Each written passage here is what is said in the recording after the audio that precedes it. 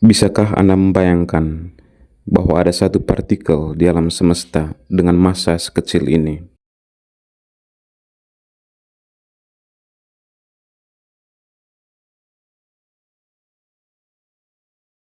Untuk memberi gambaran seberapa kecilnya massa partikel ini, massa satu butir pasir itu kira-kira 10⁻⁻⁶ kg. Dan jika dilakukan perbandingan antara massa partikel tersebut dengan massa satu butir pasir, bahkan massa satu butir pasir itu sekitar 1.000.000.000.000 kali lebih besar daripada massa partikel tersebut. Partikel yang sedang kita bicarakan adalah elektron, dengan massa 1.000.000.000.000 kali lebih kecil dari massa satu butir pasir. Tentu sangat sulit untuk dibayangkan untuk mengukur massa elektron dengan menggunakan timbangan. Jika elektron tidak bisa diukur massanya dengan meletakkannya di atas timbangan, lalu bagaimana kita mengetahui massa elektron? Tetapi sebelum menjawab pertanyaan ini, penting bagi kita untuk melihat bagaimana pertama kali elektron dideteksi dan diketahui keberadaannya.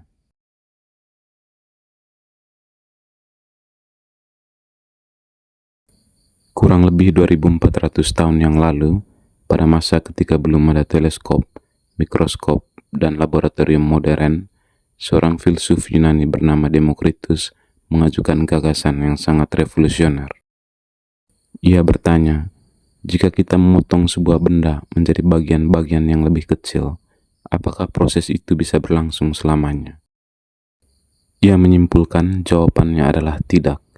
Menurutnya, pada satu titik kita akan mencapai bagian terkecil yang tidak dapat dibagi lagi. Ia menyebut bagian tersebut atomos, yang dalam bahasa Yunani berarti tidak dapat dipotong atau tidak dapat dibagi. Yang luar biasa adalah Demokritus tidak memiliki bukti eksperimen sama sekali. Ia sampai pada gagasan tersebut murni berdasarkan penalaran filosofis, dan selama lebih dari 2000 tahun, idenya bersifat spekulatif. Baru pada abad ke-19 dan 20, melalui karya ilmuwan seperti John Dalton, Joseph John Thomson, dan Ernest Rutherford, manusia akhirnya mengetahui bahwa materi memang tersusun dari atom. Hingga sampai saat itu, atom diyakini sebagai unit terkecil dari materi yang menyusun semua benda yang ada di alam semesta. Pada pertengahan abad ke-19, para ilmuwan berusaha untuk mempelajari perilaku listrik di dalam ruang vakum. Namun teknologi yang tersedia saat itu belum secara efektif mengeluarkan udara dari sebuah wadah. Udara yang tersisa selalu mengganggu eksperimen. Segalanya mulai berubah berkat penemuan pompa vakum. Pada pertengahan tahun 1850-an, Henrik Geissler berhasil mengembangkan pompa vakum yang jauh lebih baik daripada sebelumnya, dan menciptakan tabung kaca yang dapat dikosongkan sebagian besar udara dari dalamnya. Tabung ini kemudian dikenal sebagai tabung Geissler. Eksperimen pun dibuat di dalam tabung Geissler. Pertama-tama, 2 buah lempeng logam elektroda ditempatkan di dalam tabung.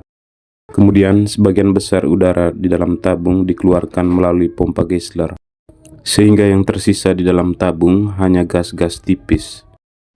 Lalu kedua lempeng logam elektroda itu dialiri listrik bertegangan tinggi.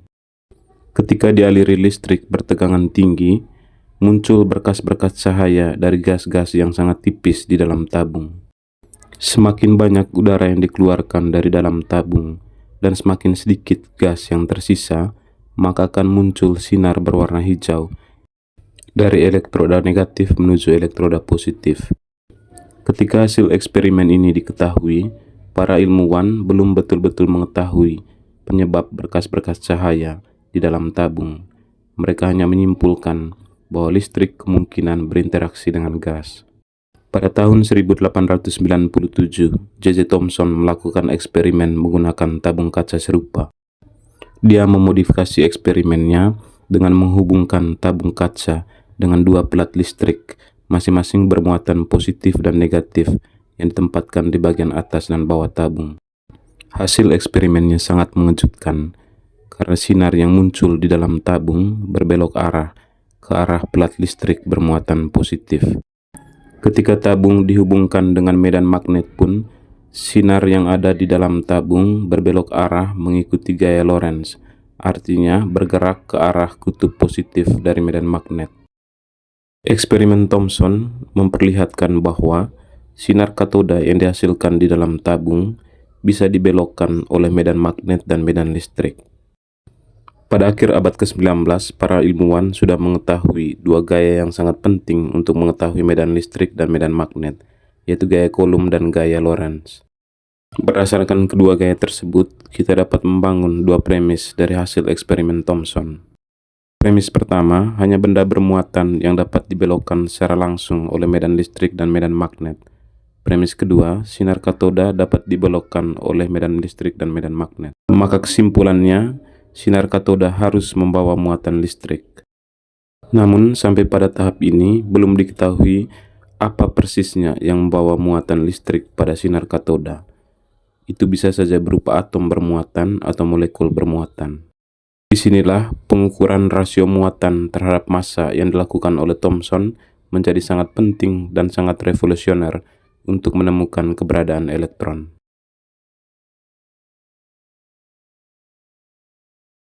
Ketika Thomson melakukan pengukuran rasio muatan terhadap massa pada sinar katoda, maka didapatlah angka ini.